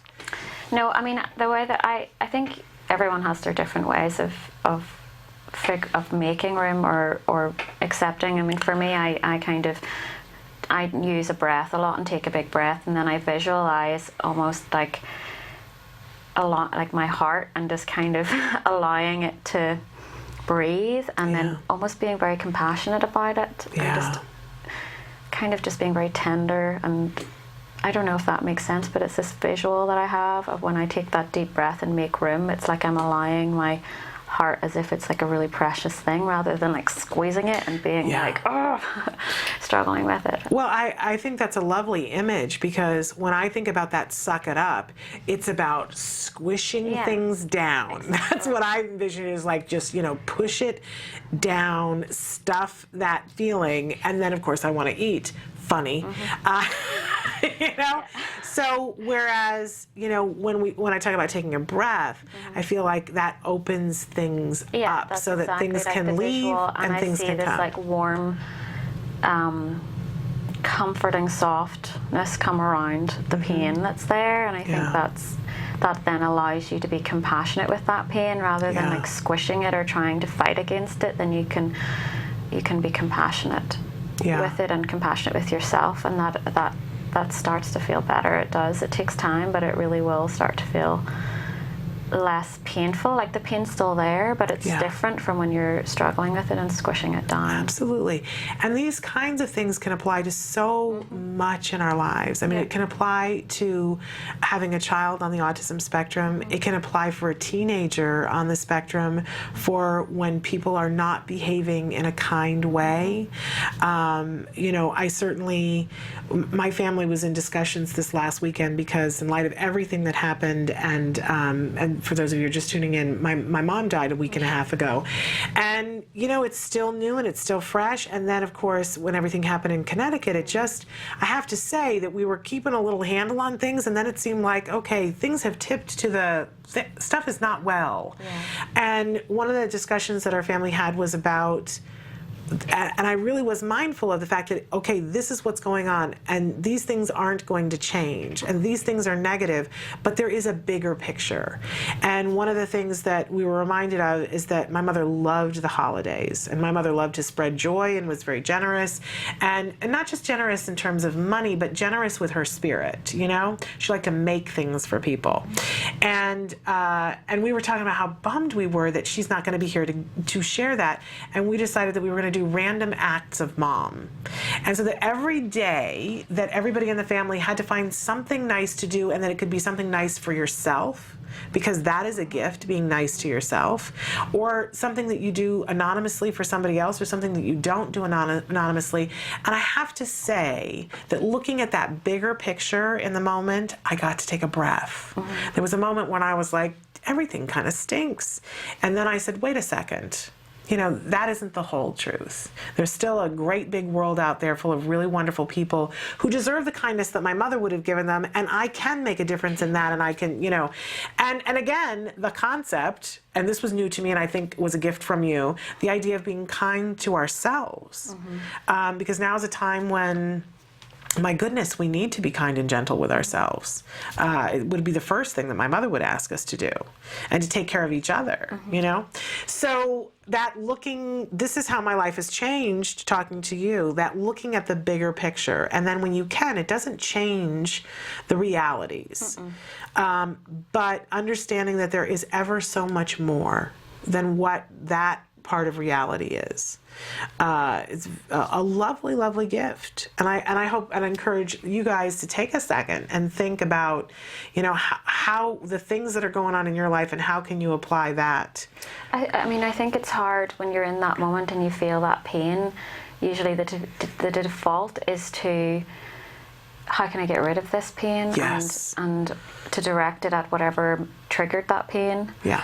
And to get lost in that moment of like, oh, I'm angry at this person for bringing it up, or whatever the trigger was, and then I need to get this pain away. And the only thing you can really do to take control of it is to make room for it, and to be like, well, take a breath and be like, what do I really need? What I really need is to be nice to myself and nurture that pain and make room for it, and then everything else will be easier. Yeah, absolutely. It's a very difficult thing to do, and it really, because we're just not brought up that way. I think our society just doesn't bring us up to be that way with ourselves. And then we also start to feel like we need to get those things from other people, and so we expect, or we want other people to be nice to us. Right. But we can't. That's not a reliable source of getting your needs met, is to rely on other people, because they may not always be there, or they may not give it, they may not know what we need, or they may not get it right. And the one person that is always going to be there is yourself. You're always going to be stuck with yourself, so you can always give that to yourself. Absolutely. And we come back full circle around to what's possible. And that when we are looking at what is, and then in the broader sense of what all that is, what's possible. And that truly is infinite. And we're both of us wearing our different versions of our infinity ribbons, which and I've got little hearts with American flags on them. But it really is, when we started this whole idea about the infinity ribbon, and everybody said, well, what does it look like? What color is it? And because it stands for autism, and that with ABA that the possibilities are infinite, we couldn't possibly agree on a color or a motif.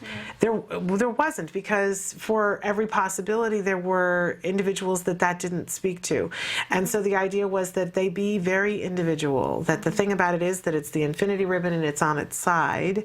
And what I love about it is that for so long I have wanted to shout from the rooftops about what happened in our home and what we saw was possible, and how it should be possible for all of our kids. And of course, we're asking everybody to sign a petition. It's free to do that. And you can do that on change.org. And you can get to that actually by going to our Autism Live website, and there's a ribbon at the bottom. Click on the ribbon and it'll take you right to the petition. You can watch a video to see, we've shown it here, how to make the ribbon. It's very easy to do. And we encourage all of you to share it and to start to wear the ribbon, to let people know there are still people. I find this so hard to accept, but I have to make room for it and change my behavior accordingly. There are still people out there who have children on the autism spectrum who don't know what is possible for their children. That to me is, it's entirely possible to fix that. But that takes a great deal of energy, but it's so worthwhile to fix that. And that if we all wear a ribbon long enough, and of course get this petition signed so that more of our kids have access to ABA, it will snowball. And eventually, I think about the polio vaccine. And in the dark ages of polio, that I'm sure that there were a couple of minutes when people thought, okay, there's nothing that can be done about this. And it took a while for them to really know that the vaccine actually worked. And we do know that ABA works at creating progress with all of our kids. And I know you guys are like, well, of course. And I say, well, of course. But there are still so many people who don't yet have that message. And that's truly the message of hope that I think, more than anything else, I want to send out in this holiday season. I just, all the stuff that you already know, but anything you want to add to that? I don't think so. I think you summed it up very well. All right, let's take a short break then, and we'll come back and have more to talk about with BCBA Evelyn Gould. Stick with us. Dr. Doreen Grand-Pichet is Dr. Doreen is an expert in autism. Doreen Grand-Pichet. Dr. Grand-Pichet. Dr. Doreen Grand-Pichet. Dr. Doreen Grand-Pichet is a visionary in the field of autism, and now you get to ask her questions every Wednesday at 10 a.m. on Ask Dr. Doreen.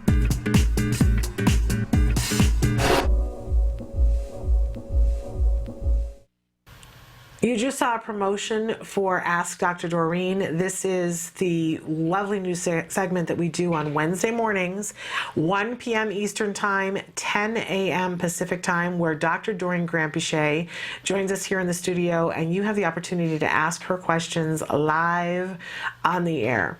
And I want to encourage you, we do get a lot of questions that come in during the live show, but if you want to sort of get your question ahead of the line, now's a great time to be be writing in those questions either on Facebook or on our live site, or you can message us on the Facebook, Autism Live Facebook, because I usually take the first couple of questions either from previous weeks or from the stuff that we've gotten in the 24 hours in advance. So just giving you a little heads up that if you have a pressing question, now's the perfect time that I put those together.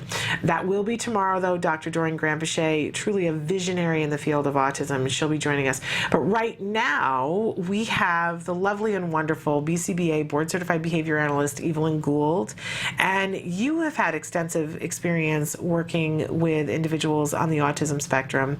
And as we went to break, you and I were talking about how there is a need in our society to put labels on, and for things to be black and white. Something is this or it's that. And we have a lesson that's available in the skills program that's called Shades of Gray, to teach our kids on the autism spectrum that things are not as cut and dried as we will sometimes want to make them. Often lots of multiple possibilities. Yes. That there are many more shades of gray than there are of black and white. And in particular, everybody that's been on the show, we've talked a little bit about the shooting that happened on Friday, and of course, terrible tragedy, and our thoughts and our prayers go out to all of the families of all of the victims. But I think a further tragedy that happened as a result of that is that a lot of media rushed to discuss late Friday and early Saturday, and there has been it's been batted around in the media that perhaps this young man had an autism diagnosis, perhaps he had an Asperger diagnosis, and in the initial reports, some people were saying, well, and this is why this happened. A lot of people have retracted that, and I'm really grateful for that, and we're trying to spread the message that, first of all, don't jump to conclusions, right? Right. And even if we do discover that this young man was on the autism spectrum, that's not a cause for that kind of behavior. Right. At all. It's not an explanation. It's a label, which isn't an explanation really for anything. Yeah. It's just a label. Yeah. It's a description of a pattern of behaviors or whatever that person has, but it doesn't explain that behavior at all. Yeah.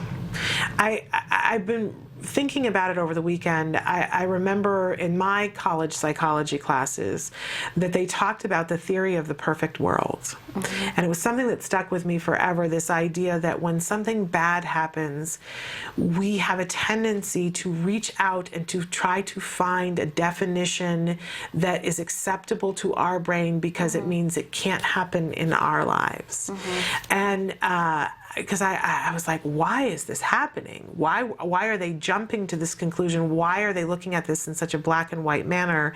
This is so not helpful to our community. I think it helps people feel safer because then they can, like you said, it allows us to have a reason for something that just seems so not understandable.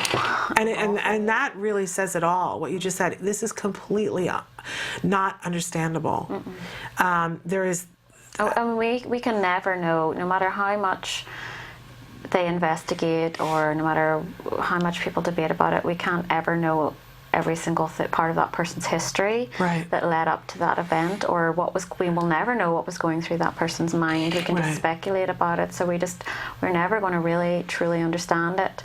And I think that's so difficult for us as human beings, is to not understand things. Like our brains are built to be problem-solving machines. Yes. That's what they're there for, and so we're always trying to put reasons on things, and that usually means putting a label. In this kind of circumstance, people want to jump to a label because it makes them feel safer. Right. Because then it's not like just something that just randomly happened out of nowhere. Right, because there's nothing worse than the idea of random. Because then is anybody safe ever? And I think our brains and our guts can't hold on to that, so we try to pigeonhole it and say, well, it's this, and so if I know that it's this, I'll know what to avoid. But it's just not that easy. No. Unfortunately. And certainly with this particular disorder, these sweeping generalizations and erroneous ones, because nowhere in the diagnosis does it say anything about violent behavior. No, that does not. No, that's very true. I mean, it's the same thing for any, if we were to say that he had some other mental health disorder too, you know, that would help us maybe understand a little bit of what was going on. Like we might have understood that, oh, this guy was struggling with, possibly struggling with these things that made life a lot harder for him, or whatever, or we can come up with so many different theories. But that it isn't going to change it itself. It isn't going to change it, and it doesn't. It's not really an explanation for what happened. I don't know if that makes sense. It does make sense. I mean, when we look at the statistics, and we actually just had Dr. Travis Thompson on, and he was saying, you know, people are rushing to judgment and talking about mental illness and talking about schizophrenia, and that as they looked at the statistics of the last 20 some odd years of serial killers and these mass murderers, that less than 10% of them had schizophrenia. And it's this rush to, can we put a label so that we can, so that we think we have an understanding of what's happening, instead of stepping back and saying, this is a terrible tragedy, there's much more we need to know. And more we need to do. I think we need to focus on what we can do to stop it from happening again, and that's and maybe we need to look outwards more, as to, rather than focusing on that one person as much, because we can't do much about that particularly. We can't even, like, we have no chance of understanding where that person is coming from or what they were saying, because he's not alive anymore, so we can't even have a conversation with this person. So it's probably more helpful to look outside that at maybe our society, or how we help people who have mental health problems, or our gun laws, or whatever these other things are, to see what we can do to try and prevent it from happening in the first place. Absolutely. And you know, one of the things that I think, you know, I have this phrase that I use sometimes, that, you know, we're either the lesson or we're expected to learn. And when you're not the lesson, when you're the lesson, it's painful, right? And we aren't the lesson. Unfortunately for the families of the victims, that's not the case for them. But it's on us to learn from this experience. That's our part in this, to learn from this.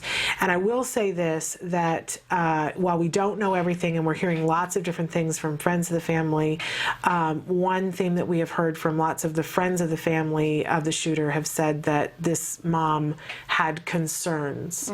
And I think, you know, there are very few parents on the face of this planet that don't have a concern about something. And certainly with our kids on the autism spectrum, a lot of the times I think we're, as autism parents, we're guilty of thinking, I should be able to do this by myself, whatever it is. And that we could let go of that today and say, I'm going to ask for help so that I get help. Yeah, and I think we all have to be more mindful of preventative stuff. Like, we have the same issue with, or a similar problem with autism, in that doctors and clinicians can be very reluctant to intervene when they're not sure if the child has autism. So we have very young kids that are maybe showing signs, and their parents are concerned, and maybe they see a behavioural analyst and they have concerns and they want to start working with that child because they are concerned that maybe the child could go on to develop autism. But the funders and the doctors or whatever are very worried about jumping in there. Perhaps we should wait and see. And that's a phrase that we hear a lot. Well, let's wait and see. That's a phrase that I heard a lot at home in Ireland too, so I think it's across the board, and I'm not sure if that's a funding thing or people, I'm not sure, I think, but there's that general problem of, like, no one, so with this mom, if she had concerns, it's possible that maybe she was afraid of being wrong, or maybe other people's were like, oh, well, let's, you know, we don't have any reason to intervene or do anything. Like, that tends to happen, unfortunately. Yeah, and somebody said to me, it's not my phrase, but somebody said to me a couple of years ago, when somebody says wait and see when you're expressing concern, that's when you say, well, why don't you wait and see the back side of me as I leave and go someplace else? Let's try that. And I think that's a good way of looking at things. And I think we've talked about it before, Shannon. It's better to be wrong than sorry, or, you know, kicking yourself because you knew, like, you had a feeling that something was wrong, and then you listened to that person who said that to you. You know, it's okay to be wrong. It's okay to say, oh, well, I guess I was wrong. And just to be clear, we're talking about everything in life. You know, that if you're feeling like a child is delayed in speech, don't wait. Don't wait. If you're feeling like you're concerned about whatever it is, it's much easier to ask and take action than it is to sit and stew in your juices and wait. Waiting is one of the hardest things there is. It's one of the hardest things to teach our kids, and we have to keep teaching it, right? Because it's not impossible. It's very possible to teach them, but it's not the easiest of skills to participate in. I mean, one of the frustrating things that I've come across with other parents who haven't waited and they have had to, maybe they haven't been able to get funding, but they've tried to get help for their kid very young, and then their child does well, and then they get met with, well, they obviously didn't have autism to start with. Yes. I mean, we could never know, because you don't know if you've prevented autism or if your child wasn't going to get it, but it's better that you intervened. But how frustrating to be then told, well, we didn't think, he probably didn't get it, wasn't going to get it anyway. Right. Right. So we call that a quality problem. In any case, we're out of time. I want to thank you so much for being here, for always giving us hope, and I hope that you have wonderful holidays. And we will see you back on the show in the new year. Okay. Thank you so much. We're going to take a short break and come back to finish out the show. Stick with us. You say hi, we say hi. Let's get rowdy, let's get wild. Let's get wild. Let's get wild. Let's get wild. Hi there, I'm Lisa Ackerman. Welcome to the show. We're going to have some fun today. We're going to be making some food that children may actually eat. We're very allergy friendly here, so the goal of today, we're going to make meat puffs. So let's get started. We're puffing out here, looking for Puff Daddy at some point in time, but I don't think he's coming. Let me take you through the meat puff story. It's a long story. But basically my son, like a lot of kids with autism, didn't eat any meat, didn't like any protein. Found he had a zinc deficiency, so addressed that, but still had to address all the sensory issues he was experiencing. So how I did that was modifying a meat recipe that a lot of people have done and make it a kid-friendly recipe, so it's small hands, small food, ready to go. Today we're using organic turkey to make our meat puff. We started with a pound of the turkey, boiled the meat for about 10 minutes. I'm gonna stick it in the food processor and get that ready to go. And it's super easy to do, and I use a little bit of the liquid, probably less than a quarter cup of the liquid to get it going. Stick it into your handy dandy food processor. So really what you're trying to shoot for is a very fine consistency. So for me, this is what I'm shooting for. It's a consistency that really is for sensory kids. It's what you would feed someone that had no teeth. One of the things I use, this Italian squash or yellow squash in some stores. So did the same thing in the food processor. And again, your goal is as fine a texture as you want. Longer in the food processor, more of a fine texture. Shorter time in the food processor, bigger chunks. So think of it as Gerber graduates. You can start with the finest texture first for your kids and then graduate. Dun, dun, dun. We are adding into this recipe an egg, our baking soda, our potato flakes, which are fabulous. And again, that was about a cup of our potato flakes. And I'm adding organic flaxseed. Organic ground flaxseed really helps our kids, especially the ones with poop trouble. And I think if we talk about autism, we gotta caveat and talk about poop trouble at all times. And this is our time to try to fix it. A lot of kids don't like very spicy things. So adults, you may want to add your salt and pepper very lightly on the kid batches. And then as you get to the table, maybe for the adults, you can then add more salt and pepper. They don't need as much seasoning. We want to mix it all together. I'm a big fan of parchment paper. Almost all the products we're cooking with are an aluminum base. Stainless steel is preferred. I even like ceramic as much as possible. With parchment paper, you don't really have to worry about anything about the aluminum. It still will leach through a little bit, but definitely not as much. What I love about meat puffs more than anything is that these are so easy to freeze. Since so many of our kids have allergies, I try to use things that are easier for them to digest. In this case, in this recipe, I use potato flakes. If you wanted to, you could use corn flakes. You could use almond flour, cashew flour. So there's a lot of variations in this. It translates really nicely to literally any type of allergen-free food for your kid. What I've preheated is an oven at 375 degrees. They typically go in 20 minutes because the meat is already cooked. We're really just trying to give it a brown texture. And also so it doesn't fall apart when you pick it up and put it in your hands. So let's see how we're doing over here in the old oven. Got a little brown coating. Not that chewy, not that crispy, but a great texture. And if I break it apart, you can barely see that we've used almost a daily serving in vegetables with the yellow squash. This yellow squash, I'm telling you, is a blessing. Hopefully you're not allergic to it. And the reason why I like the yellow squash is literally when I cook it, I can't even tell it's in there. We also have the flaxseed meal. Flaxseed meal helps with the poop problems. And we have a recipe that literally almost every kid that doesn't like protein likes to eat these. Cooking is easy. You don't have to be afraid of it. But we want to hear from you. If you can let us know what recipes are important to you, maybe convert a recipe from a traditional flour or gluten-based to a gluten-free or an allergy-free, we're here to help. So you get to us, you can email us at autismlive@gmail.com. You can reach out on Facebook at facebook.com/autismlive or reach out at Taka Now. And that way you can see there are already thousands of recipes available with pictures. Maybe we have some old favorites on there. So I know you're having a great day. I had a lot of fun cooking with you in the kitchen, but I'll tell you before we end, I gotta have more meat puffs. Have a great day. You say howdy, we say hi. Let's get rowdy, let's get wild. Let's get wild. Welcome back to Autism Live. We're here at the end of the show, but I like to give you guys, when possible, a toy of the day. And you know me, I like to keep it something that's really beneficial, something that's cost effective, that we can use with our kids on the spectrum that help them to reach their fullest potential. So here we have it. How's this for cost effective?